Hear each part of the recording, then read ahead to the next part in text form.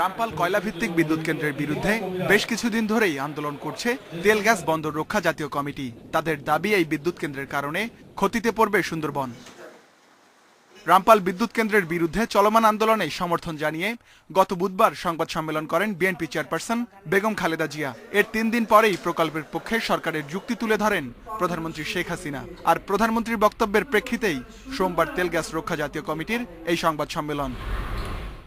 কমিটির সদস্য সচিব আনু মোহাম্মদ বলেন, দেশে গ্যাসের মজুদ দিয়ে অন্তত 12 বছর বিদ্যুৎ উৎপাদন করা সম্ভব।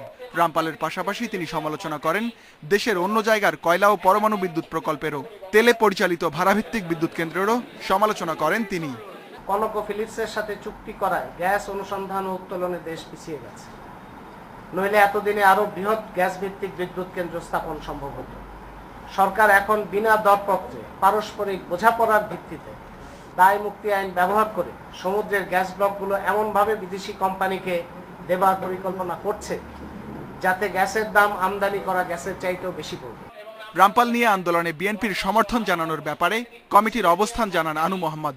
শুধু বিএনপি নয়, গত 10 বছরে দেশের দুই বড় দল আওয়ামী লীগ ও বিএনপি উভয়েরই সমর্থন পাওয়ার অভিজ্ঞতা আমাদের হয়েছে। তবে এই ঘটনা ঘটেছে তখনই যখন দল সরকারের বাইরে থাকে এবং যখন আমাদের আন্দোলনে ব্যাপক জাগরণ তৈরি হয়। কয়লা বিদ্যুৎ কেন্দ্র জীবন ও পরিবেশের জন্য ক্ষতিকর দাবি করে রামপালও এর বাইরে নয় বলে জানানো হয় সংবাদ সম্মেলনে। Ruhul Amin, independent news, Dhaka.